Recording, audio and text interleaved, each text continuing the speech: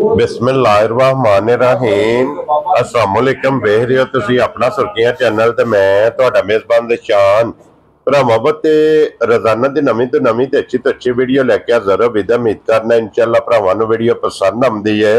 Video नूं like भी कर दिओ, वीडियो नूं शेयर भी कर दिओ। सब तो पहला अपने चैनल नूं करना सबसक्राइब और बैल आइकन दा बटन जिहड़ा जरूर दबा लेना ताकि साडी आउण वाली नवीं तो नवीं वीडियो जिहड़ी है भरावां तक बसानी पहुंच सके।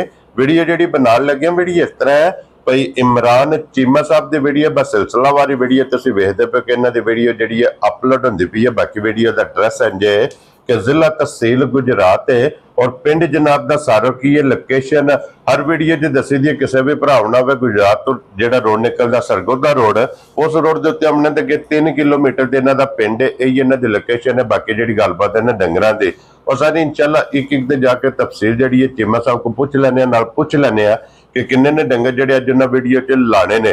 बाकी अल्लाह पाक रखे खैर ते बिला तखीर जिहड़ा ना वीडियो करने जी शुरू।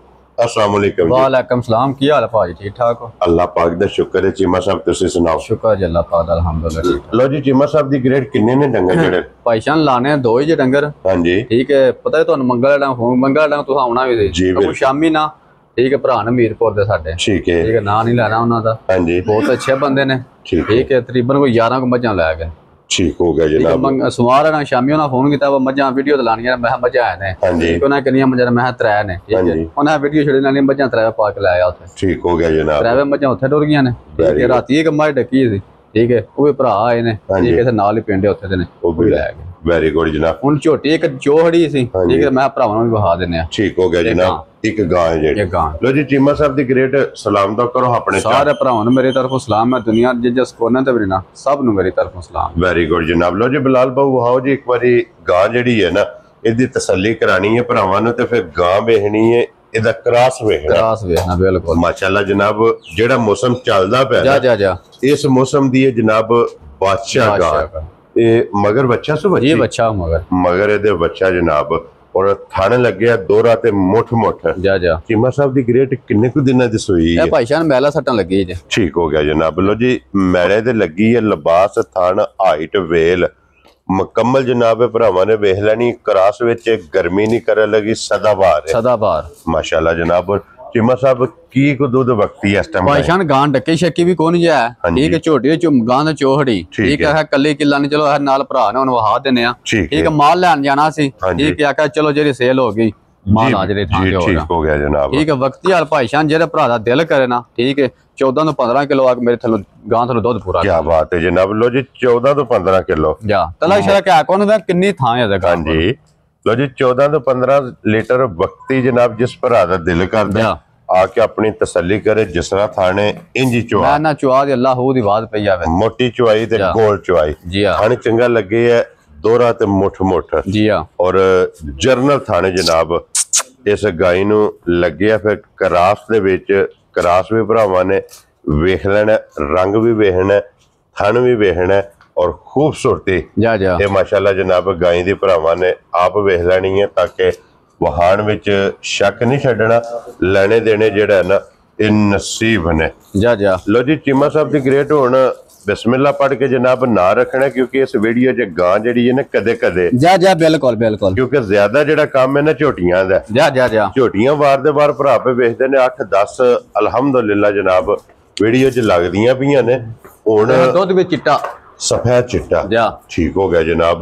मजार जेड़ा लो जी चीमा साहब दी ग्रेट हुण गां किसे भरा नु पसंद आवे किन्ने दी गां दे सकने भाईशान बच्चियां दा मोल दिक्कत नहीं गां है ना हां जी एक सदा भार माशाल्लाह एक गर्मी दा दिन रोला ही कोनी ना है ठीक है इन्हां बच्चियां दा मोल लगदे ना 5.5 लाख वेरी गुड ठीक है। हां कोनी लाना 5 लाख भी ठीक है 4.5 लाख भी नहीं लाना वेरी गुड जनाब ठीक है। जेरे भरा नु घोट के पसंद आई 4.5 लाख रुपए दी गां दे जा राजी हां तेरे ते जी मैं 4 लाख दे 25,000 लो जी एक नंबर वाली जनाब ते अगे खोलो जी झोटी जेड़ी है ते बलाल तकासर दे जनाब ते झोटी है चोई चुआई झोटी वेख लेनी है ते मगर कट्टा जी मगर कट्टा मगर दे कट्टा चीमा साहब सुबह के ले आजे झोटी भाईशान पहलन झोटी लाए 4 दांत जे मुंह च। क्या बात है जनाब। लो जी पहलन मुंह च चौगी माशाल्लाह ते फिर गोल झोटी वेखना के आंडे यार और किन्ने को दिन दी सुई है भाईशान बच्चा सु मैला सट्टन लगी जी अभी ठीक हो गया जनाब। ये भी मैले लगी है माशाल्लाह जी चोगी झोटी वेल ताना वजूद वेट लिबास